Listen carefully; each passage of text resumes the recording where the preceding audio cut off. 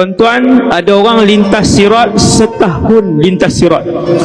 Dua, ada orang lintas sirat 10 tahun gila di atas sirat. Ada orang lintas sirat 100 tahun. Siapa yang lintas sirat? Orang kafir lintas tak sirat? Tak lintas. Hanya orang Islam melintasi titian sirat, termasuk munafik, termasuk fasik, termasuk orang Islam dosanya banyak, pahalanya sikit. Termasuk orang Islam, pahalanya banyak, dosanya sikit. Saya sebut, manusia pertama yang melintas titian sirat adalah Rasulullah sallallahu alaihi wasallam. Siapa di belakang Nabi? Di belakang Nabi adalah VVIP umat Nabi Muhammad sallallahu alaihi wasallam. Wajah mereka seperti bulan yang mengambang, cahaya yang begitu terang benderang.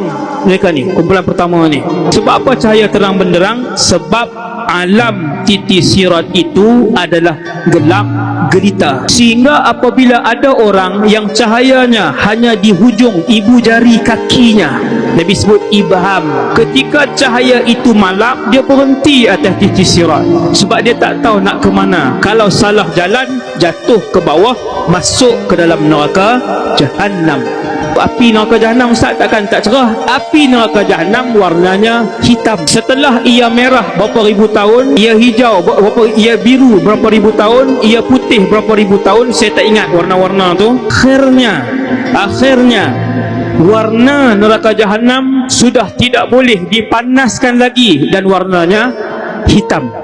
Walaupun titi sirat itu dibentangkan di atas neraka Jahannam, disebabkan neraka Jahannam itu gelap gelita, titi sirat itu juga gelap gelita. Hanya cahaya yang dibekalkan oleh Allah Subhanahu wa taala saja, mengikut kadar iman masing-masing. Kumpulan pertama yang naik atas titi sirat VVIP umat Nabi Muhammad. Wahai Allah, jadikan kami semua malam ni VVIP umat Nabi Muhammad. Muliakan kami semua menjadi orang yang tidak ditimbang amalan mereka pada hari mahsyar nanti. Amin ya Allah. Yang duduk belakang Nabi semua VVIP. Sayyidina Abu Bakar sudah pasti nombor 1, Umar bersusun ramai. Ada riwayat sebut 70,000, ada riwayat sebut lebih daripada tu. Jangan risau, lebih daripada bilangan itu. Cahaya mereka tak payah tanya banyak mana, sebanyak mana bulan mengambang, begitulah cahaya untuk setiap orang. Kelajuan mereka seperti kilat, 1 saat saja. VVIP seperti kilat yang laju. Nombor 2 seperti angin yang kencang. Nombor 3 seperti burung yang meluncur laju. Nombor 4 seperti kuda yang pantas bergerak. Nombor 5 seperti seorang yang berlari laju. Nombor 6 seperti seorang yang berjalan. Dan ke-7 orang yang merangkak. Yang ke-8 orang yang bawah tu apa dia? Mengesok tu, menyulur. Saya sebut menyulur lagi, semua tak faham pula. Pasal Kedah kan yang bawah tu. Ikut iman masing-masing.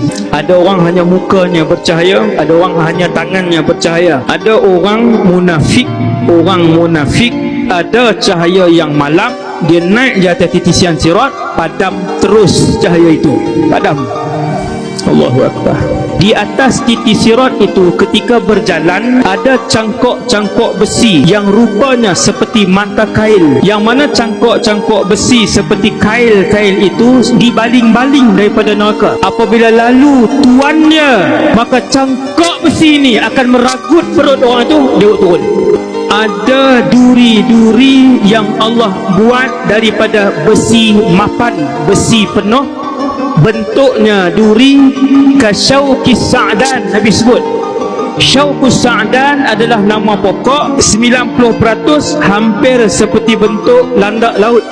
Landak laut kan keliling tu duri, keseluruhannya adalah duri-duri yang terpacak. Duri itulah yang ada di atas titian sirat, penuh. Di kiri dan kanan sirat ada 2 makhluk yang Allah letak di situ. Makhluk yang pertama namanya silaturrahim. Makhluk yang kedua namanya amanah. Siapa-siapa yang dulu Allah bagi jawatan tetapi tidak amanah, takkan lepas titian sirat. Yang pegang amanah, yang pegang tanggungjawab, hati-hati, benda itu disoal oleh Allah. Kamu Perdana Menteri, kamu timbalan Perdana Menteri, kamu Sultan, kamu Menteri Besar, tiap-tiap inci pemerintahan kamu akan disoal oleh Allah Jalla Jalaluh. Dia bukan seronok terima gaji macam tu, bukan. Jawatan itu adalah satu penyesalan besar, wahai Abu Dhar. Dia bukan benda seronok nak pegang. Benda yang menitiskan air mata Umar bin Al-Khattab. Ketika disoal, Umar kata, aku takut nak jawab. Macam mana Allah tanya sepanjang pemerintahan aku? Seekor kuda yang jatuh di atas jalan yang tidak elok pada zaman pemerintahan aku. Binatang, binatang. Kalau buat nanya ke orang, kamu memerintah, kamu buat nanya ke orang. Berapa ramai yang menghantar ibu dan ayah, tak bela mak ayah, tak jaga mak dengan ayah, tak peduli mak dengan ayah. Berapa ramai yang putus silaturahim, hubungan dengan ibu, dengan abang, dengan kakak, dengan adik, disebabkan harta. Hati-hati, takkan selamat di atas titian sirat. Mesti jatuh, mesti jatuh. Jatuh masuk ke dalam gaung neraka Jahannam. Sampai di hujung sekali ada satu parit besar, Nabi namakan Qantarah. Nak masuk syurga dah habis dah titian sirat. Ada lagi parit. Di dalam parit itulah semua manusia masing-masing akan dihukum di antara satu sama lain. Dia ni ambil hak siapa, dia ni ambil hak siapa, diselesaikan di situ sehinggalah habis. Tak ada dah dosa dengan manusia, tak ada dah dosa dengan Allah. Yang masuk dalam Qantarah ni parit besar ini, kata para ulama, mereka yang mesti akan masuk syurga. Tu pun Allah nak bersihkan dulu habis-habisan. Tidak ada sebesar zarrah pun kebencian di dalam hatinya, tidak ada sebesar zarrah pun dengki di dalam hatinya, tidak ada sebesar zarrah pun bongkak di dalam hatinya, baru masuk syurga. InsyaAllah kita doakan kita semua masuk syurga bersama dengan Rasulullah sallallahu alaihi wasallam.